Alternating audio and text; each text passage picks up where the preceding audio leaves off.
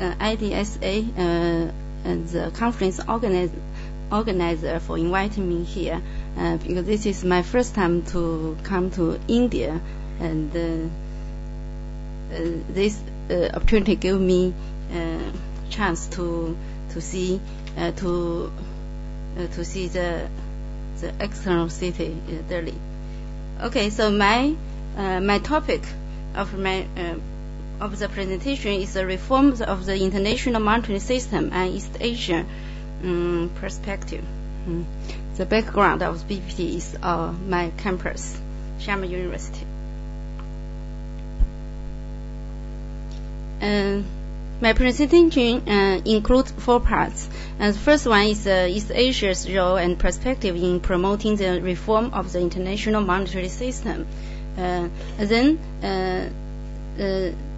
the 3 parts is about the 3 trends or 3 channels for East Asia's perspective in the reform of the international monetary system. One is the US dollar supervision, and the second is the diversification of foreign exchange reserves, and the third is the promotion of super sovereign reserve currency.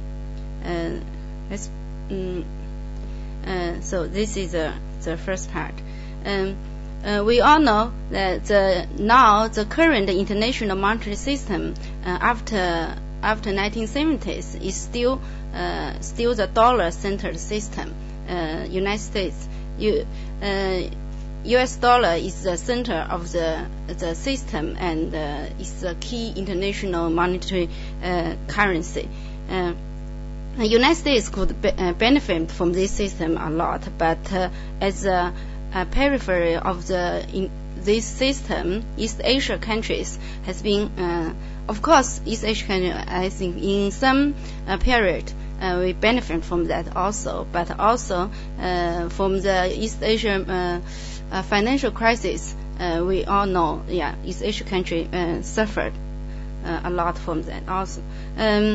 After the East Asia financial crisis, we already the topic of the reform of the international monetary system already become a very important topic. And after the 2008 financial crisis, the reform of the current international monetary system has been raising more and more attention. But we know the East Asia is a typical dollar zone. So for reform of the international monetary system, the East Asia country face an opportunity but also a challenge. On the one hand, the reform of this system refers to the acceleration of the internalization of a regional sovereign currency. Before Japan and Japanese yen, and now we pay more attention to Chinese renminbi and also the promotion of East Asia monetary cooperation. On the other hand, the reform also means the trend of the US dollar depreciation, which will lead the huge sum of the US dollar reserve assets East Asia countries accumulated, facing the long-term risk of devaluation. So, how to make the international monetary system reform a successful operation without disturbing the stability of the value of US dollar assets is a great concern for East Asia countries. So, East Asia countries compared to the other countries, the situation is that East Asia countries mostly they accumulated a large sum of foreign exchange reserves. The amount of it far more exceeded their actual needs. Usually, in economically, we may say the foreign exchange reserve should the amount of that should meet 3 months import. If you imports of goods of services, but East Asia country like China, our foreign exchange reserve is about 21 months of importing. We can afford 21 months importing. That is far more exceed the actual needs. That's especially after the East Asia financial crisis, the East Asia foreign exchange reserve grows very fast.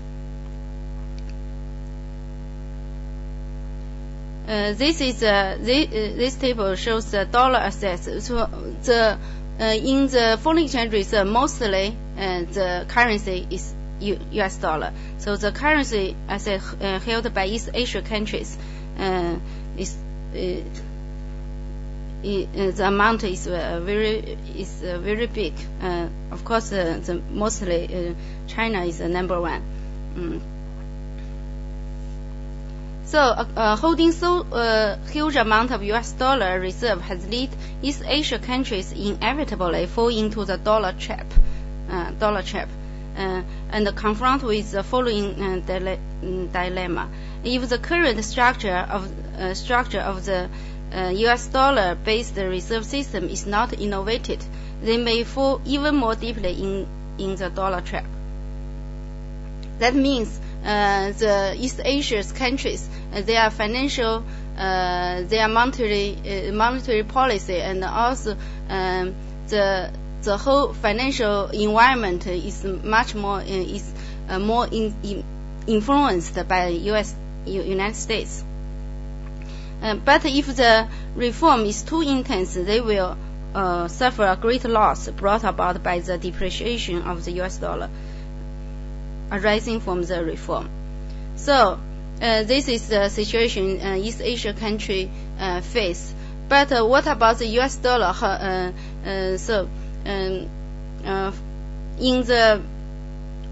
So what's the future of the U.S. dollar in the international monetary system?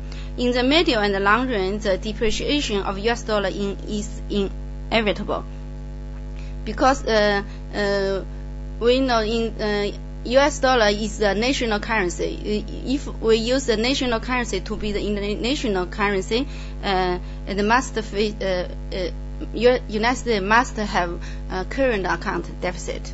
That will lead to the depreciation of the U.S. dollar.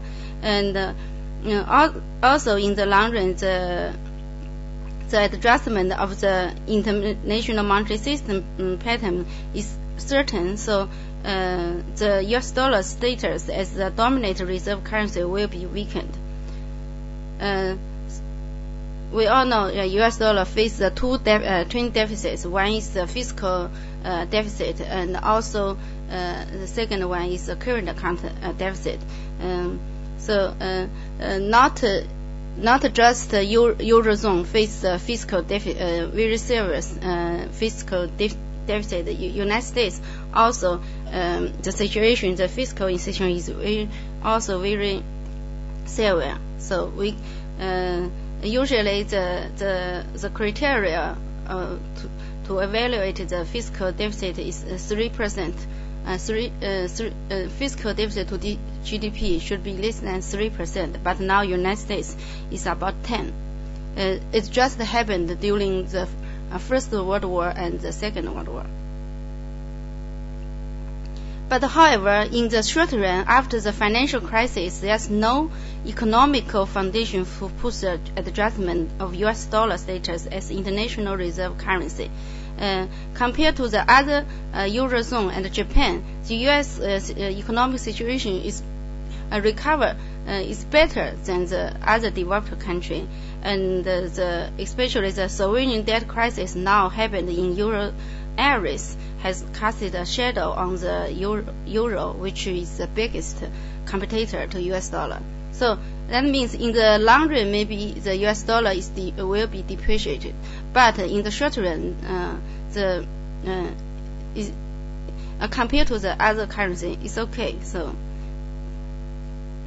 that's the economic situation in the major advanced economies after the financial crisis. We can see United States, the economic performance is okay, so not so serious compared to the Eurozone and Japan. So for East Asia countries in the middle or long run, so holding a large sum of dollar assets, they may fall very deeply into the dollar trap.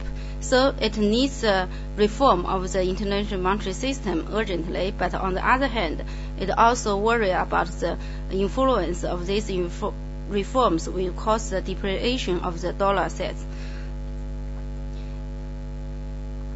So what the East Asia countries, what's their strategies in reforming the international monetary system? So firstly, in the short run, it has to admit the dollar's leading position now in international monetary system, but at the same time, East Asia countries should urge the international society, IMF, to strengthen the supervision and the management of dollar policy to make sure that the value of the dollar assets they own is stable. In the middle and long run, they should firstly diversify the reserve currency in order to get rid of the dollar trap, and also improve the status of Asia currency and to promote the development of a super sovereign currency. So first, for East Asia countries, they should strengthen the US dollar supervision, that needs a reform of IMF. We all know the US dollar's international currency status can't be changed fundamentally in the short run. So the best strategy for the reform of the international monetary system, at least in the short run, is to constrain the US dollar's monetary policy. Who can do that? We think the IMF is the largest, the most important and powerful economic organization for multilateral economic coordination and cooperation in the world. So, and also surveillance is supposed to be one of the IMF's three main functions. So the most appropriate way to strengthen the supervision on macroeconomic policy of the U.S. should be through the IMF. For IMF's surveillance function, it has two sides. One is the multilateral surveillance. IMF can through the World Economic Outlook and Global Financial Stability Report. These two publications has the opening pressure on the supervision target, and also IMF could through the multilateral consultation, which aims to promote coordination and cooperation among the countries in dealing with challenges of the global economy or individual economies. So this is one way. The other way for IMF to supervise IMF is by bilateral surveillance. But we know United States, the voting power of United States on IMF can almost can control the important decisions of IMF. So in order to supervise the US dollar, it's necessary to reform not only the IMF's supervision function, but also its governance structure.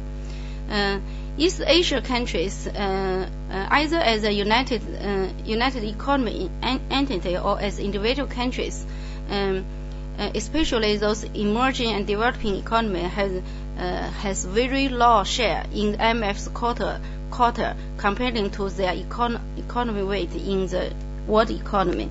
East Asia countries just have the voting power in IMF, the quota in IMF just 15% of the total quota, so much less than their economy weight in the world economy, which Japan has about 6, and China less than 4.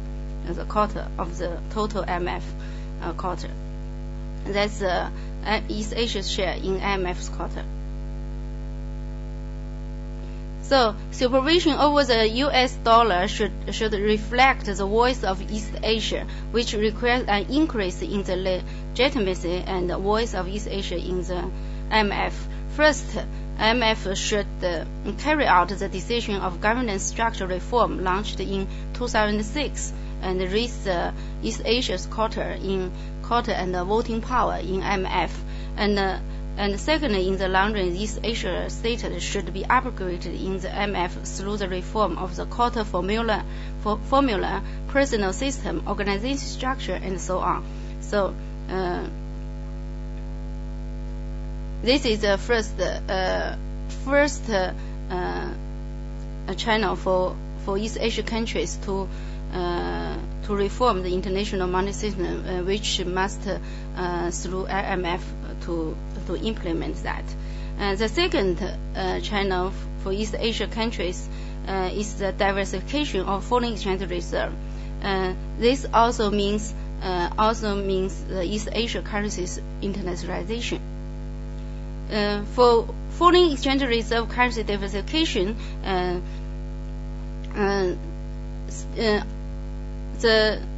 we know the U.S. dollar now is still the key foreign exchange reserve currency, but its status has been declined to a certain extent after the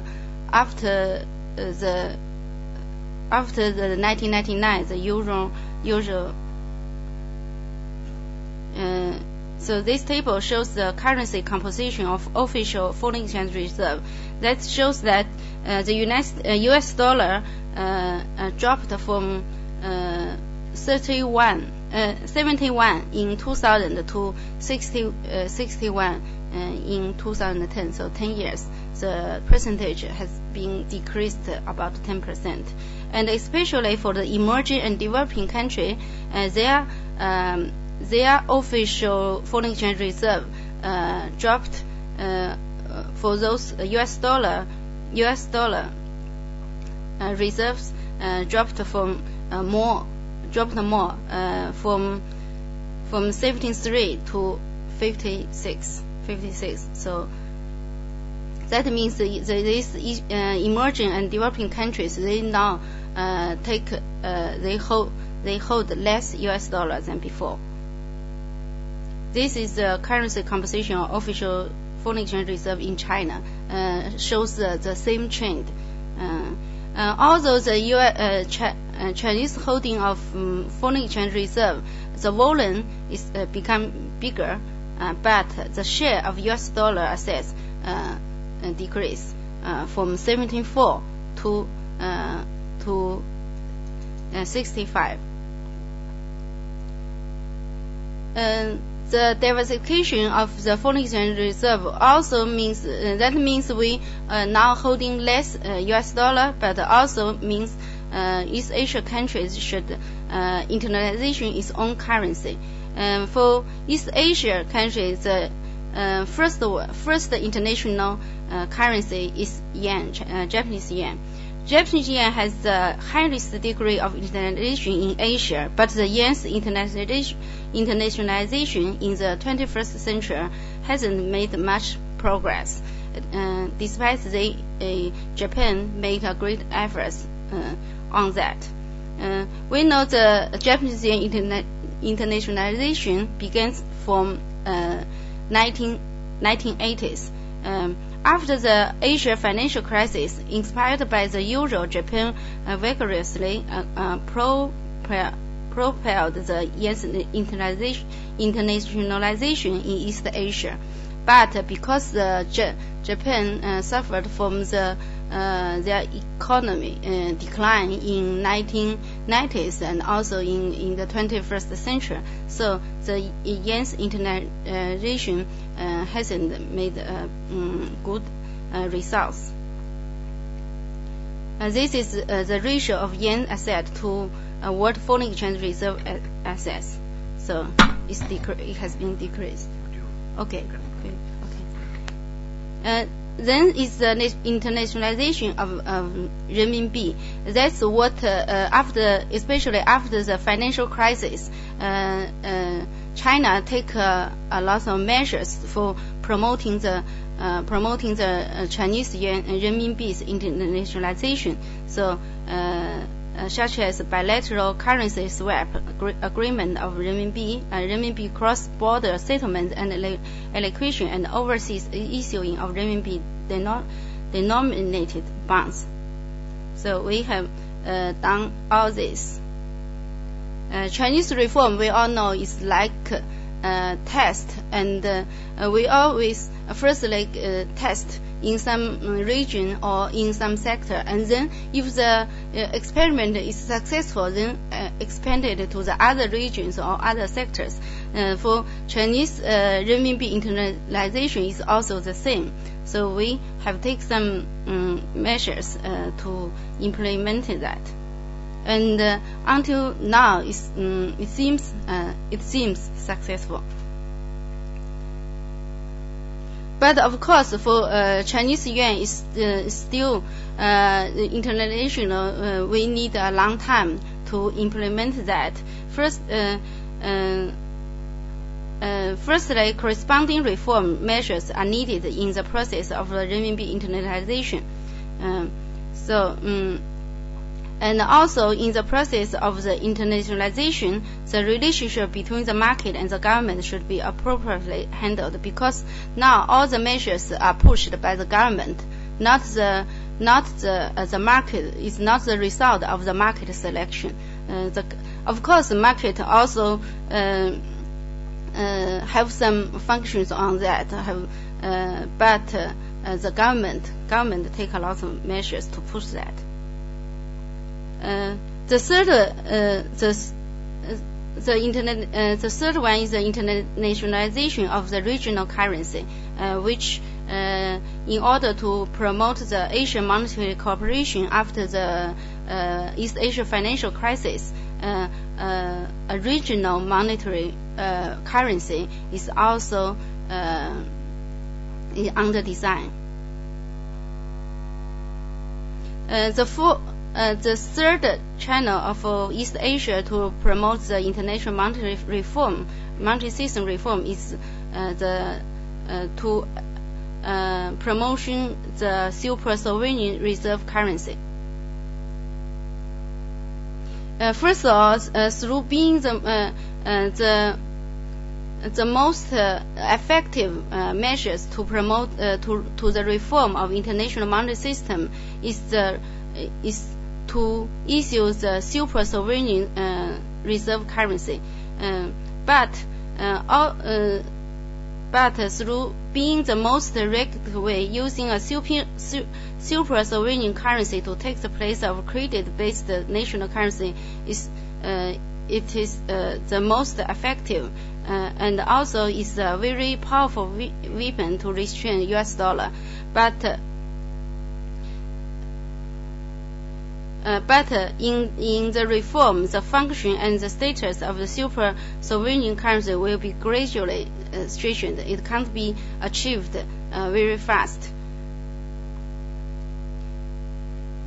So my conclusion is that the development of world economy calls for a proper, more fair, more stable international monetary system.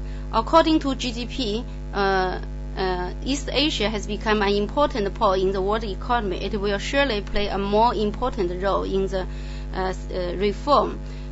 So East Asia countries should seize this opportunity during the current international monetary system reform and try to and play a significant role in the international monetary system reform. This is three trends or three channels for East Asia countries to promote the international monetary system reform. One is tracing the U.S. dollar through IMF. The second is diversification, the reserve currency, yen, renminbi, or ACU. The third one is advancing the development of the super sovereign currency. Okay, thank you.